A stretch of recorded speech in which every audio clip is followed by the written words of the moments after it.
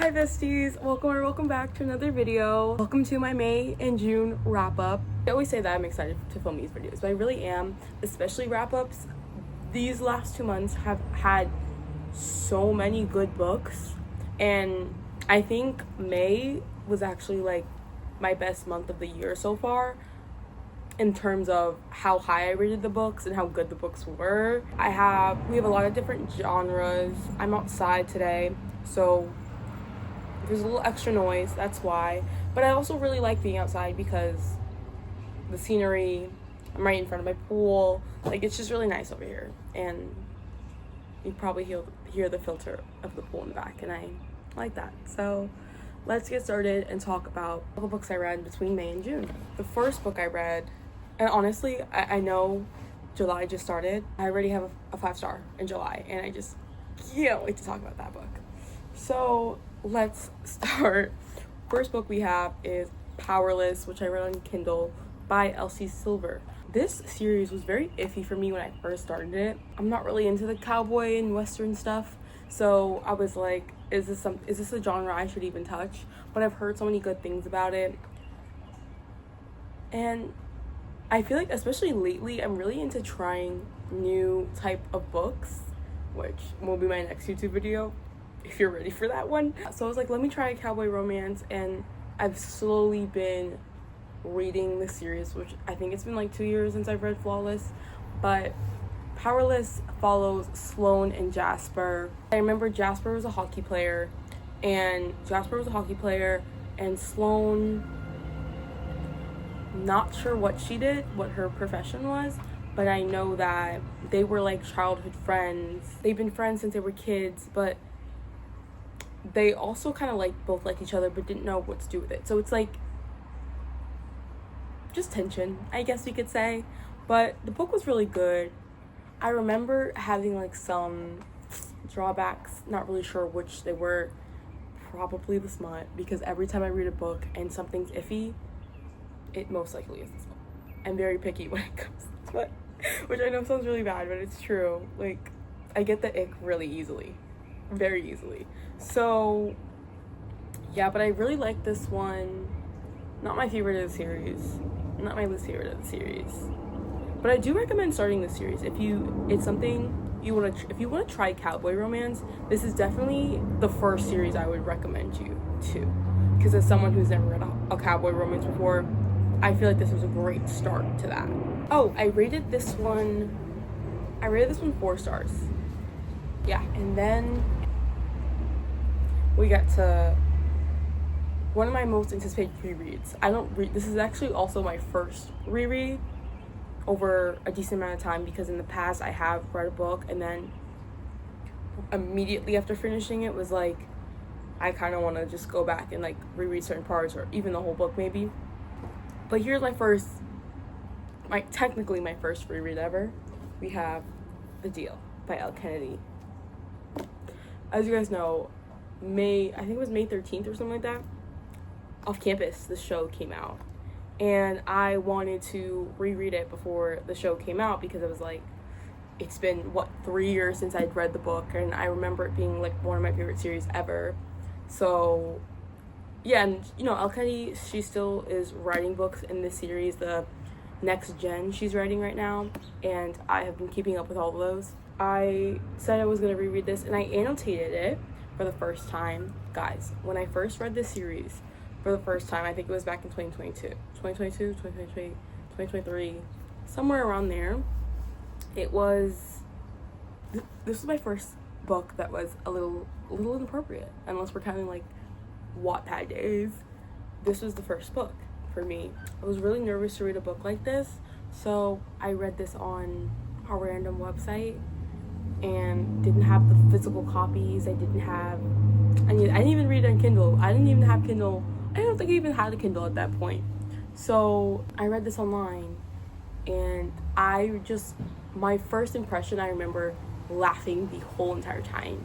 So this book really does sit really deep in my soul, and rereading it was so great. I do have a video of reading this. I think that's my last video on here, was reading this. I just love Garrett Graham. I love Hannah Wells, this was my like first favorite series, and is still to this day my second favorite series because, as we know, Boys of Tommen can never be topped.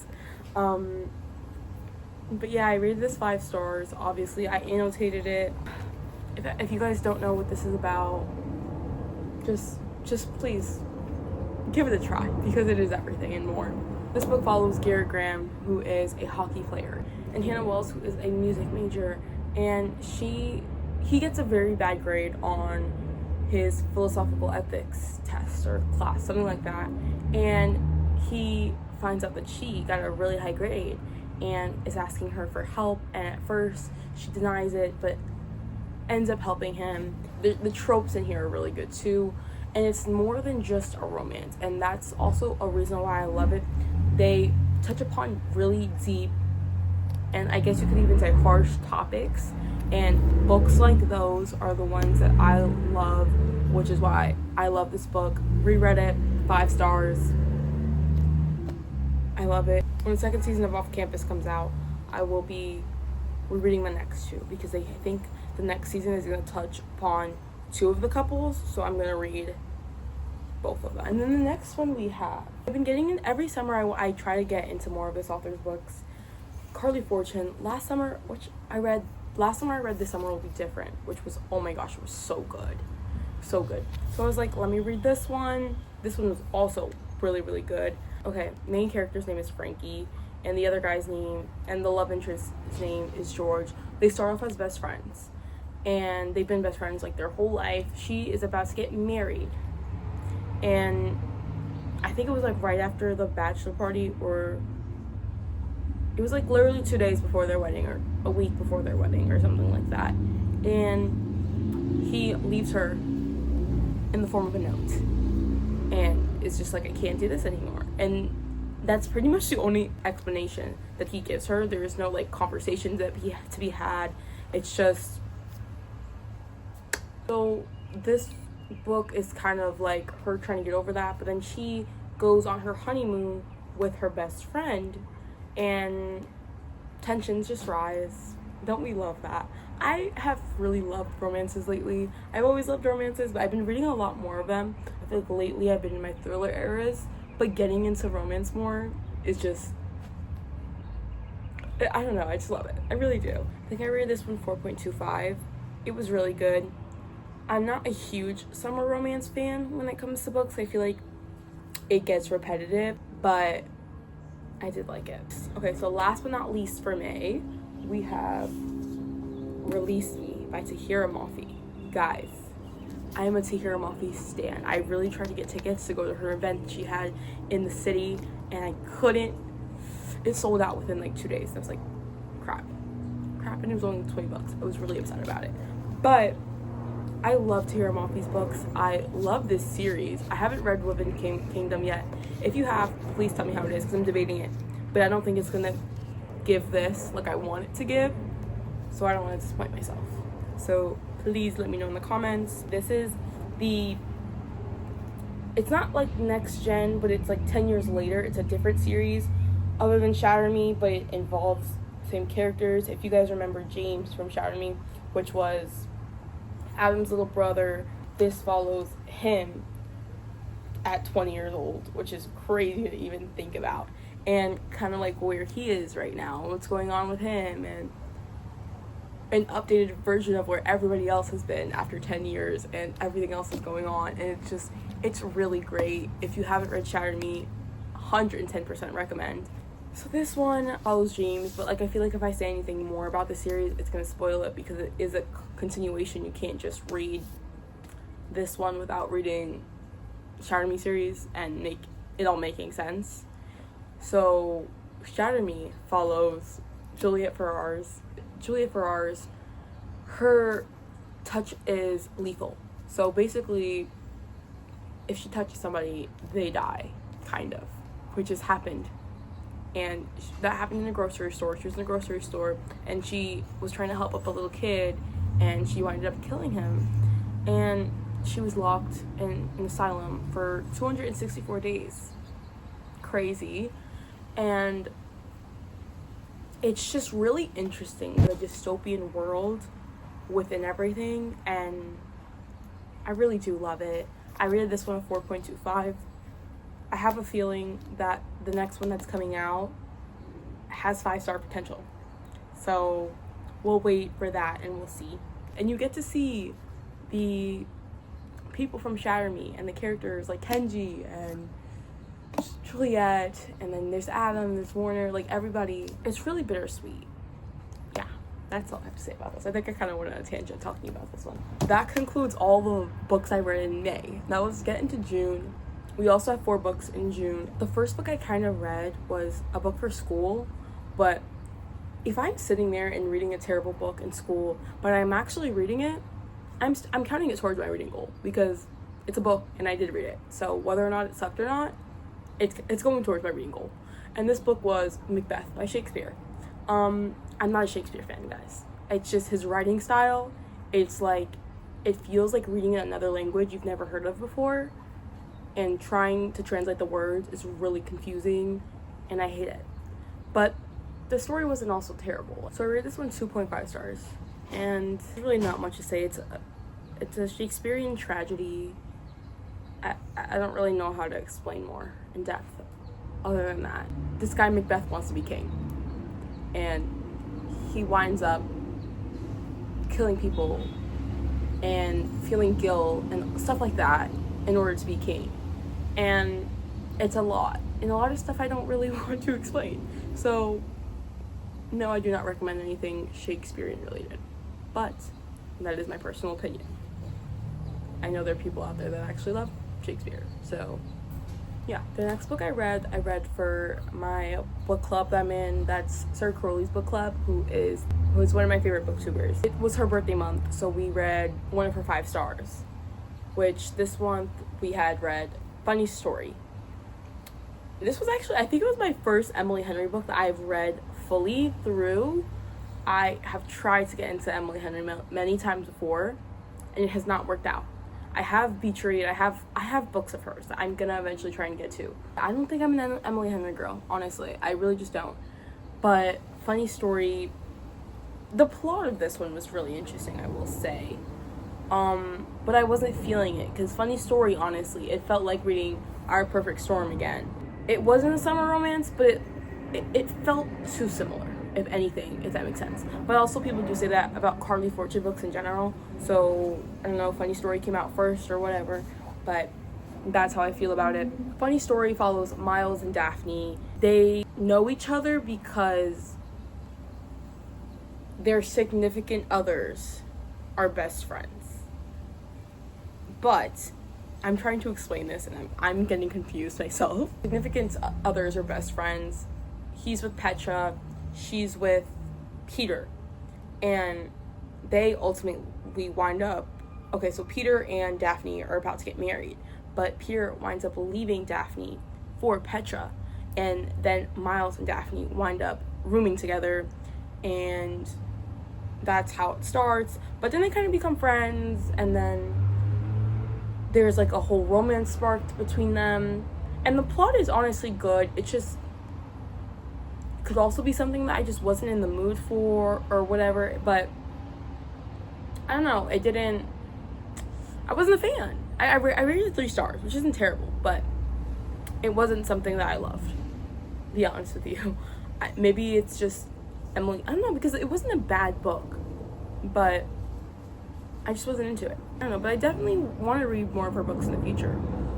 We'll see. Next book we have is Happily Never After, which I've had this on my shelf for a very long time, I feel.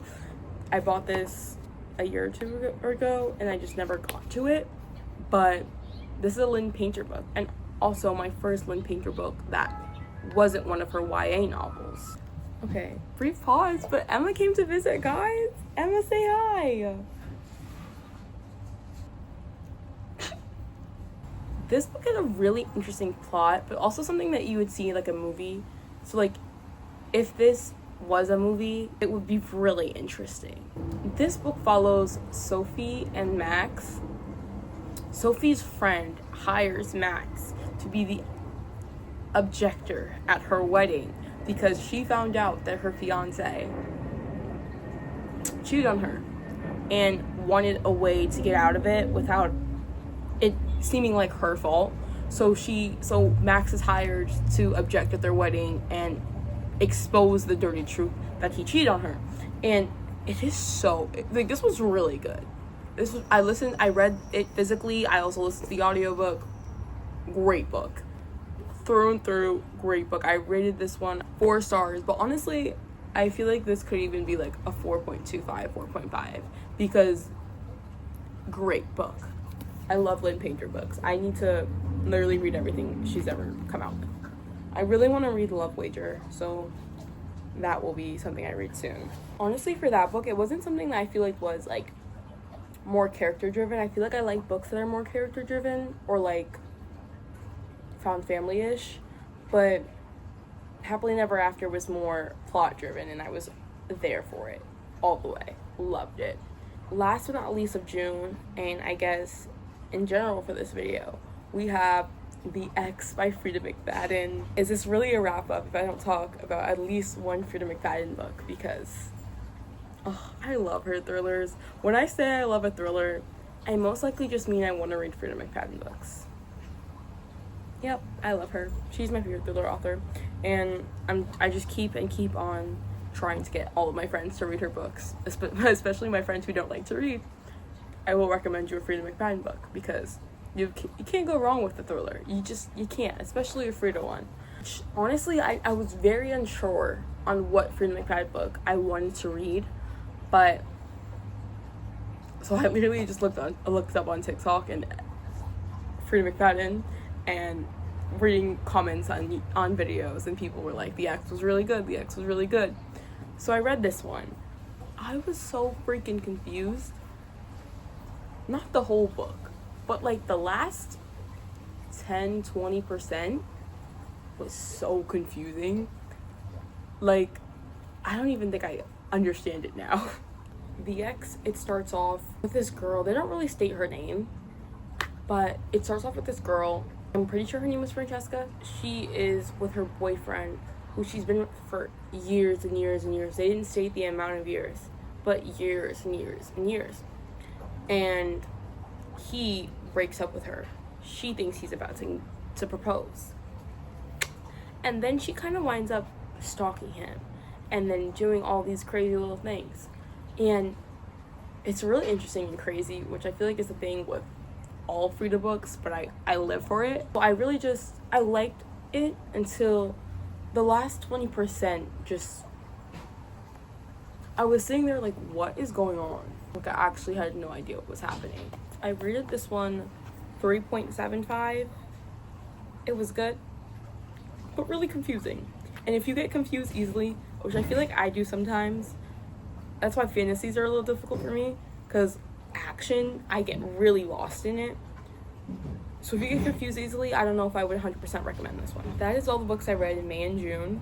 I feel like this is a longer wrap-up because more books, and I've been reading more books lately. 4 books in May, 4 books in June, and I'm already, I think my Goodreads challenge says I'm 6 books ahead of schedule, which is like amazing. I went like the last 2 months without really looking about how many books I've read, so I was just like reading endlessly, not really looking. And when I saw that I was 6 books ahead of schedule, I was like, wow, I can't believe I read this many books. I think I've read, it doesn't sound like a lot, but I think I've read 24 books already. My goal is 35, but like secretly, I would love to hit that 40, 45 mark. Maybe even 50 if we want to go there. But that is all I have for you guys in today's video. I hope you guys enjoyed. I hope to see you guys in the next one. You guys can comment the books you read within May or June, or even books you want to read in July. July is going to be something different for me because I'm mood reading, but then I really am just trying new books and books I wouldn't normally read, which is kind of a scary thing, especially because I'm someone who is filled with opinions. I am filled with opinions, especially when it comes to books. I can be really picky. So it's a fun little journey I'm going on this month.